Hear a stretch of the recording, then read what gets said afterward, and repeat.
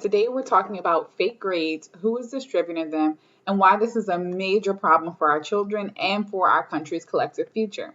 So every time I tell this story, I get the same three responses. First, no way, this sounds like you totally made it up. Second response is, get out of town, that's crazy, which in my opinion it really is.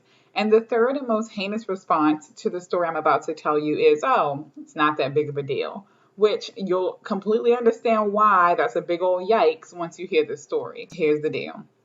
If you've been listening to the podcast for a while, you know that this podcast was founded on my experience as a child growing up in Baltimore County, Maryland, and zoned to attend Title I majority black public schools that were farther away from my home distance wise than the well funded majority white public schools. You'd also know that my perspective on K through 12 education is unique since I attended public school, was homeschooled by my mother, and attended private school growing up. Side note, you can get a better idea of my brief history that I just described by going back and listening to episode 11 of the podcast titled Racial Tension in K through 12 Education, Zoning, Generational Economics, and Mariah's Truth. Okay, so here's the story. My older sister is 1 year older than me, which was always pretty nice because I kind of got to see what was coming up next in life in general and avoid some of the quote unquote mistakes that she had to experience and get in trouble for head on growing up.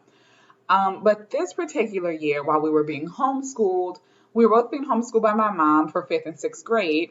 She, my sister, was the one in the sixth grade, of course, meaning she had gone on to middle school. I was still had one more year in elementary school.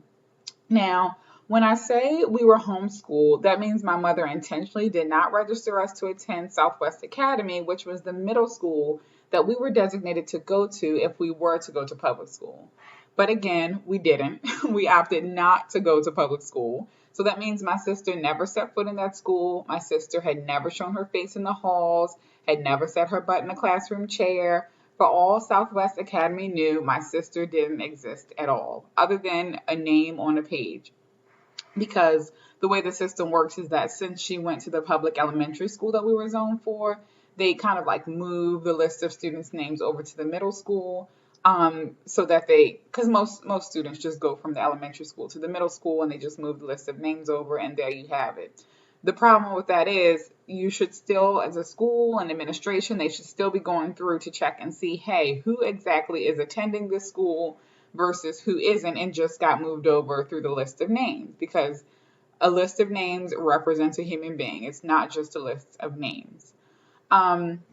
So one afternoon, my mother, we're homeschooled, so we're home most of the day, especially in the morning. So one afternoon, my mother goes to check the mail, and a fairly large yellow envelope greets her inside the mailbox. The kind of envelope that, or envelope, however you choose to pronounce it, that report cards generally come in, or would generally come in then. So the envelope reads, attention to my sister's name, or parents, attention to the parents of my sister's name. I can't quite remember what it said, but something of the effect. We knew that it was to the parents of my sister. Okay, so who was it that sent this mysterious piece of mail? Well, if you couldn't have guessed, it was none other than Southwest Academy, the middle school that I told you we were zoned to go to if we were to attend public middle school, which we never were. We were in homeschool. So my sister Simone and I huddled close to my mother, hoping to see what was inside of the envelope. And she pulls the envelope out, and lo and behold, there's a whole report card in there. But not just any old report card. It was a report card that Southwest Academy had artificially created for my sister, a student who never went to their school. Now, why is this seemingly small occurrence such a big, big deal? Well, for one, it exposes the school's administration's grave lack of organization and overall care for the students in their school, which is a problem. It's a big old problem.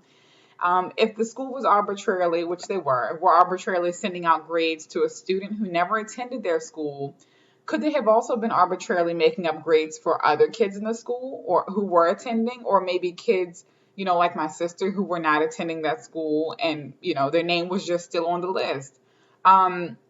It just baffles me. How could a teacher, when you're a teacher, the kids are in the classroom. So how are you doling out grades for somebody that you never met, who has never sat in your chair? Are you paying attention? Is the administration paying attention? What checks and balances are or are not in place to make sure these things are not happening.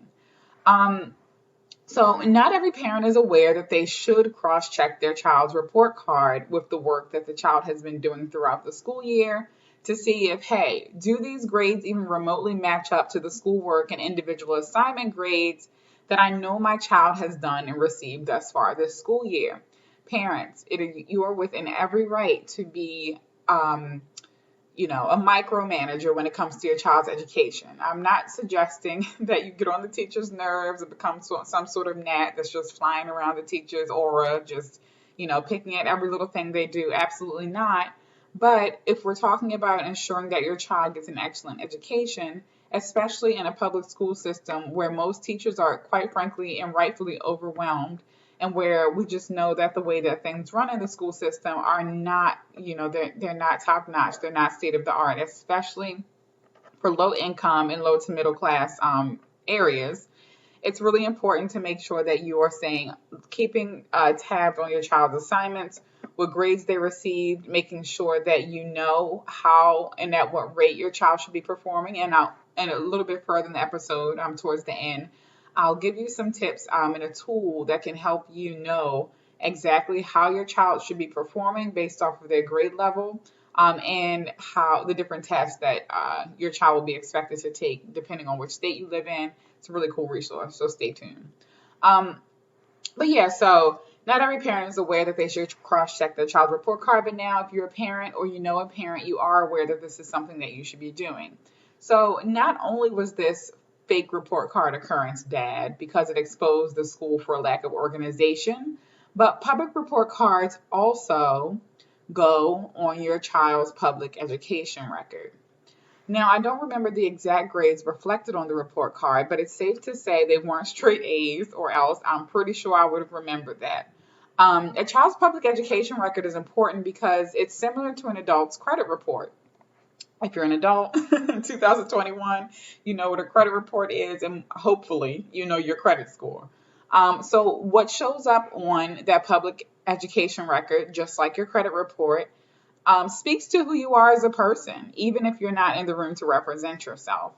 So when a child goes to high school, a public high school, whatever high school they go to, their educational record precedes them, and whether they are a high-performing student or not determines which classes they are placed in and what teachers they get.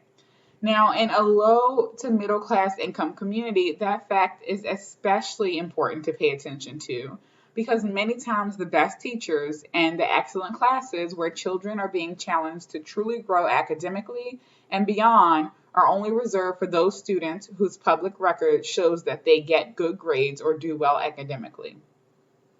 Of course, other factors come into play here, but grades are a huge, huge factor. Grade school, it's synonymous.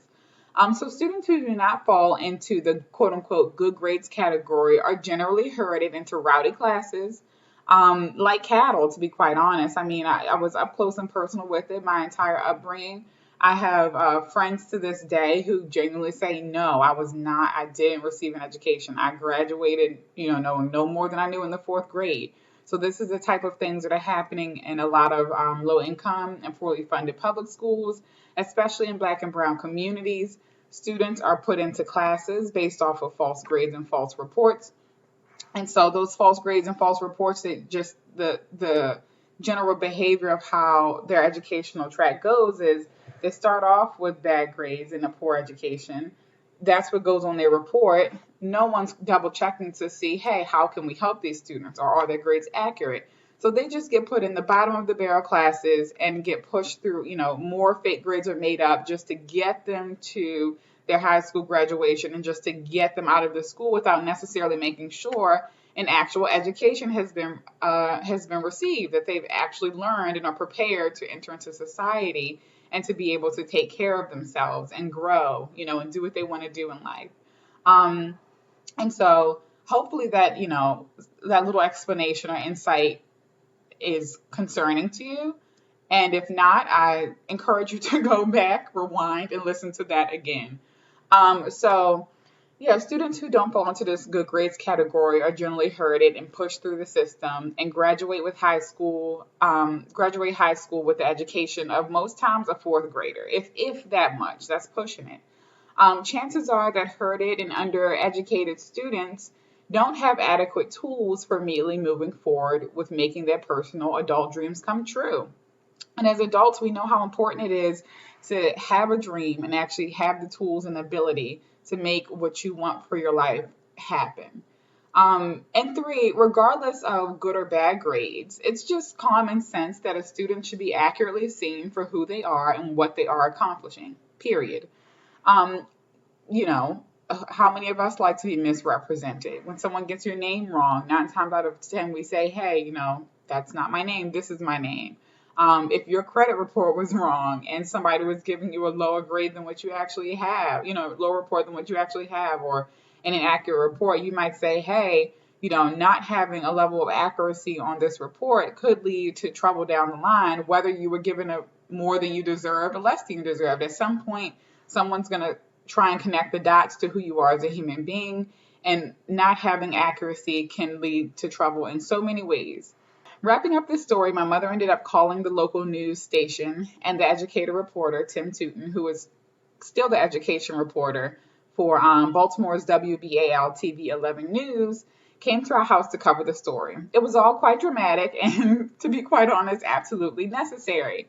Because by sounding the alarm on my sister's story, Baltimore's public school system for that region was charged to put far more care into the way that students and their grades were being managed. Y'all, sharing the story of one person's truth, especially your own story and truth, can bring liberation to so many others.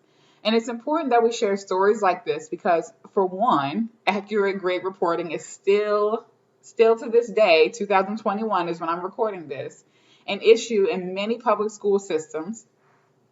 And two, as a nation, we need every child to have every opportunity to become the best version of themselves now and for the future. Because the fact of the matter is, in reality, there is not your world versus my world or this world versus their world.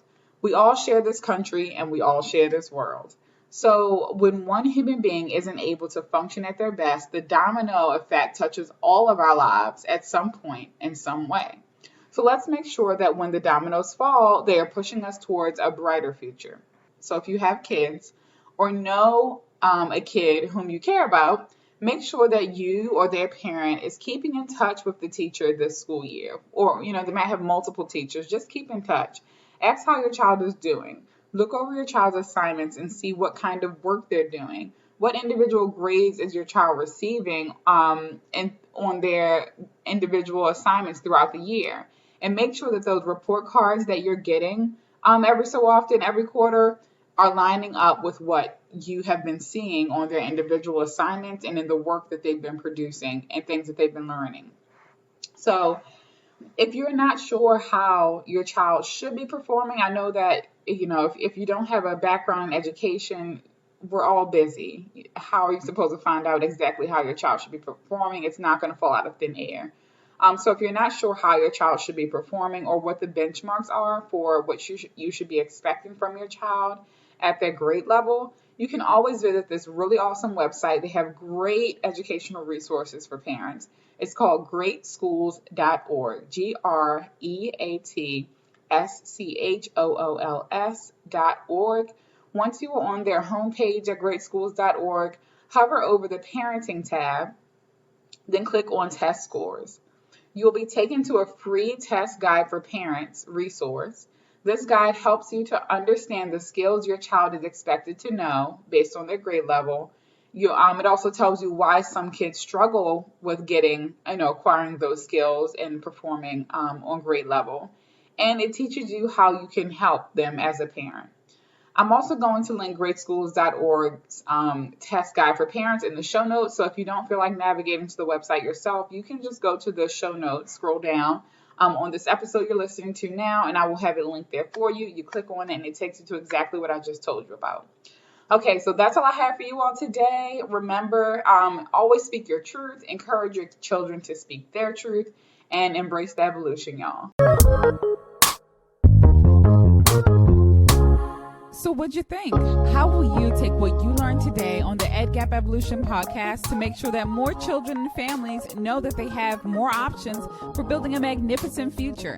If you like what you heard and want to get notified when the next episode goes live, please subscribe to the show on Apple Podcasts, Spotify, or wherever you get your podcasts, and we'll notify you when the next episode is out. Don't forget to check the show notes where I share information on today's guest, and yes, we do have a website. You can always pop in on us at www.edgapevolution.com. Again, I'm Mariah Phillips, and I leave you with this. Embrace the evolution, y'all.